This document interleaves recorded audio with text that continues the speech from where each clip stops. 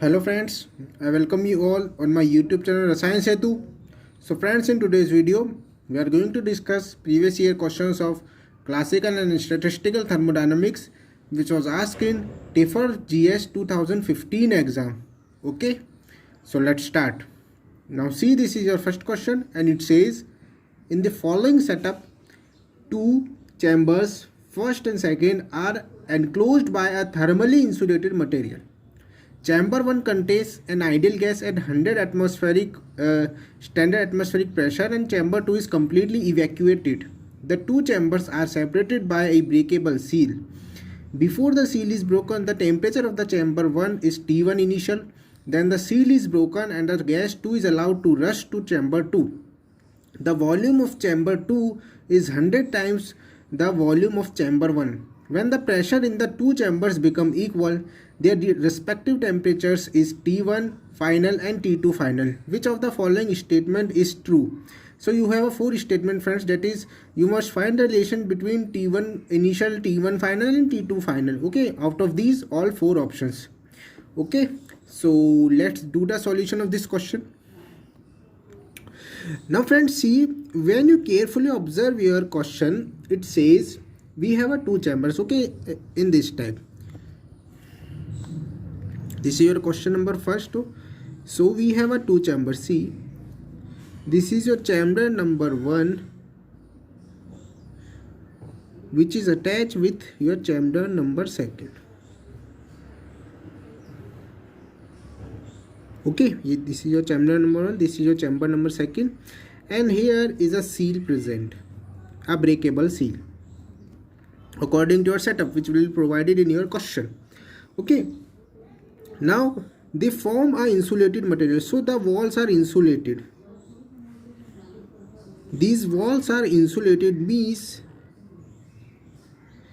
it will act as your closed system. The chamber 1 or chamber 2, it complete system act as closed system because of insulation there can be transfer of materials or energy not occurs between environment or in the chamber. Okay, because of insulated wall.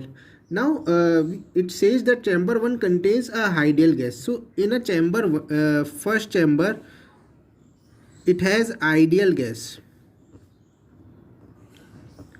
It has ideal gas.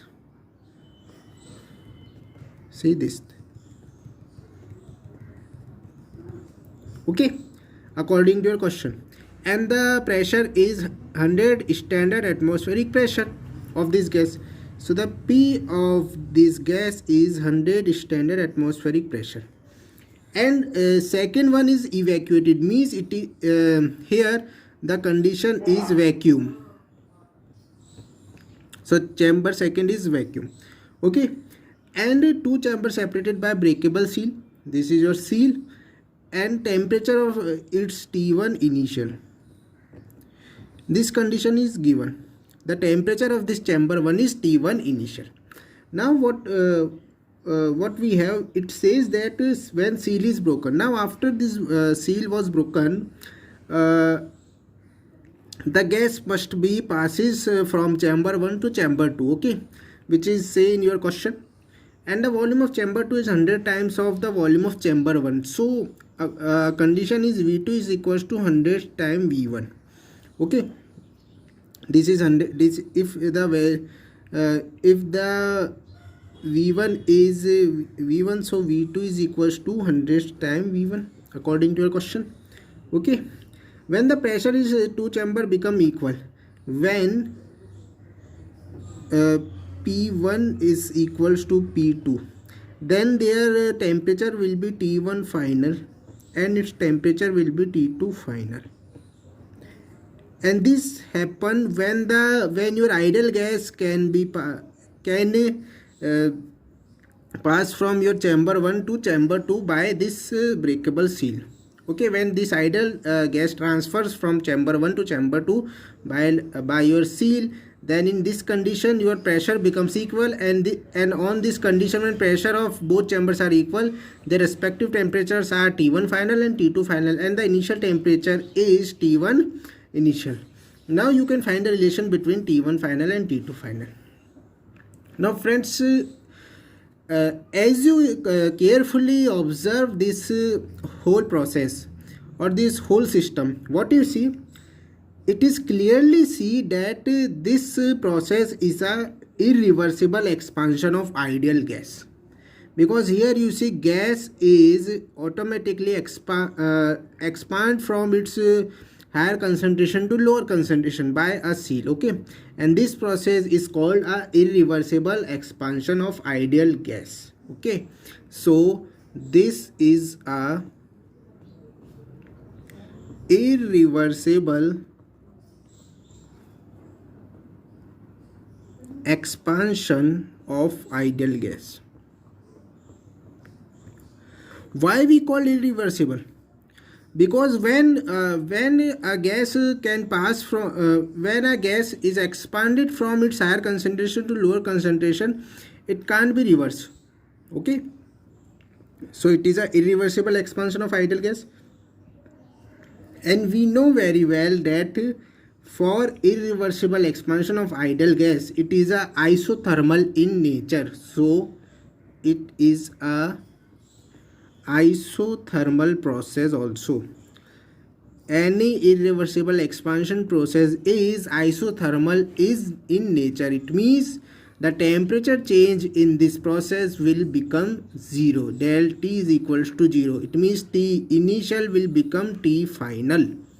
Understand? Okay, there can't okay, you can't observe a temperature change in this process, and the work done in this irreversible expansion will be given by P external into delta V, change in volume multiplied by your external pressure applied. And as you see, if this expansion process can be done in vacuum, your value of P external will be 0, and here also this process can be done in your vacuum conditions. So in a vacuum, your P external will become 0. So it means work done also becomes 0. So in your irreversible expansion of ideal gas, it will be isothermal, and the work done in this process will become 0. This is two main conclusions of this irreversible expansion of ideal gas. So because of your T initial will become T final, so in this condition your T1 initial is equals to T1 final is equals to T2 final, because temperature cannot be changed in this irreversible expansion. Here we can prove. Okay, so according to this result, your option number A is the correct answer of this question. Okay, see in the corner, as you see, your option number A can match with this result. Okay, so see once again, I hope you can understand what we do in this solution. Okay, you carefully observe this process. Okay, if you understand this whole process, then you can easily find your answer. Understand friends? Okay, now we move towards our next question, and see, it says the state of a certain amount of a gas, not necessarily ideal, is changed from A to B in various hypothetical paths as shown below. The total amount of the gas remains constant. Which of the following paths are physically realizable? And we have 5 paths, that is first, second, third, fourth, fifth, and you must find the correct combination of paths among in your 4 options. Okay, that is A, B, C or D. Okay friends, so friends, we have a PV graph, and we must find the correct one among these your options. Okay, so let's do the solution of this question and see. In a thermodynamics friends, when we talk about a PV graph, when we talk about a graph between pressure and volume, we have it represent following type of thermodynamic processes. Okay, now with what now see the types that it's represent. Now the first one type is the isobaric path. And what is isobaric path? In this condition your pressure change will become 0. Okay, the next one is your isochoric path, and in this condition your change in volume will become 0. The next one is isothermal. In your isothermal path, the temperature change will become 0, and here the relation follows P is inversely proportional to V, and the fourth relation is adiabatic. That is, in this condition your pressure is inversely proportional to V to the power gamma, where gamma is a adiabatic factor, and it varies for monatomic, diatomic and triatomic gases. Understand? So we have these four thermodynamic relations for a PV graph, and according to their work. So it means work done in isobaric, work done in isothermal, work done in adiabatic, and work done in isochoric process. Okay, so as we have a graphs in this question, that is first, second, third, fourth, fifth. You can relate these graphs with these conditions. If they match with this condition, then it must follow then it must be you are physically realizable. Or when they didn't match any of these conditions, then it must not be your physically realizable. Okay, now we can relate our graphs with this condition. See, the first one graph is this type.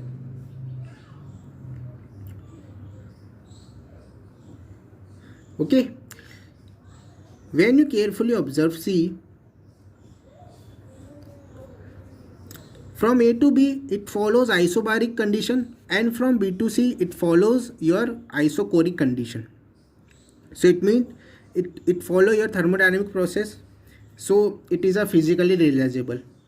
Now the second one is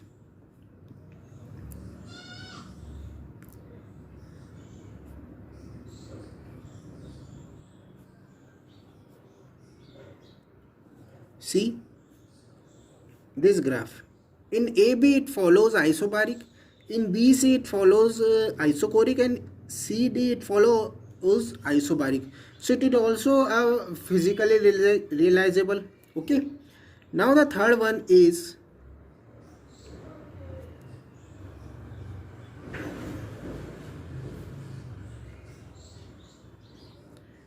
C, and when you carefully observe, it follow adiabatic path. P is directly inversely proportional to 1 upon V to the gamma. Okay, P is inversely proportional to V to the power gamma. So it also a physically realizable. Now the fourth one is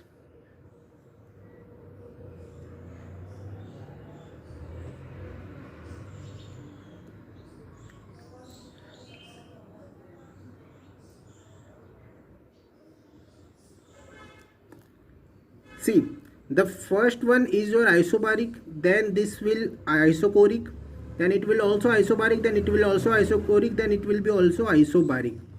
Okay, so it means it also follows your thermodynamic relations. Then your last graph will be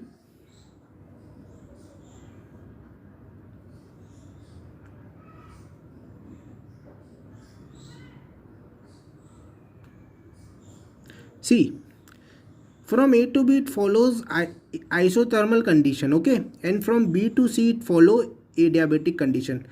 So it is also your physically realizable graph. So as you compare these graphs from these from all of these conditions, you can relate that all four graphs are physically realizable according to your thermodynamics condition. Okay, so your answer should be option number A, that is all of them. Option number A. Okay, see in the corner, the option number A says all of them. Okay, so I hope you understand it, why we take all options as acceptable options. Understood? Because it follows all because it follows all these conditions, that is isobaric, isothermal, adiabatic or isochoric paths. Understand friends? Okay, now we move towards our next question, and see, it says two containers X and Y have equal fixed number of particles. Container X is maintained at constant temperature while container Y is maintained at constant temperature and pressure. What statistical ensemble will you use to best describe the properties of particles in the two containers? And you have four options, that is canonical, microcanonical, n-canonical, canonical for X and grand canonical for Y, or D option is microcanonical for both X and Y. Okay friends, so friends, according to given condition, you must find the ensemble types of these containers. Okay, so let's do the solution of this question. Now see, in container X we have a fixed number of particles, that is n is constant, and it is maintained at constant temperature. So here T is also constant. Okay, and in container Y it has also constant number of particles and it's maintained constant temperature and pressure. So this is the condition which you have in your question. We have a two ensembles. Okay, two containers or two ensembles. Now friends, as you know that we have a three types of ensembles in our statistical thermodynamics. Okay, the first one is your microcanonical ensembles, in which your energy, volume and number of particles can be constant. Okay, so in microcanonical ensembles, your energy, volume and number of particles is constant, but here you see that number of particle and temperature are constant. So this condition cannot satisfy for this. Okay, now next one is your canonical ensemble. In a canonical ensembles we have a constant temperature, volume and number of particles. Okay, and another type of ensemble is grand canonical ensemble.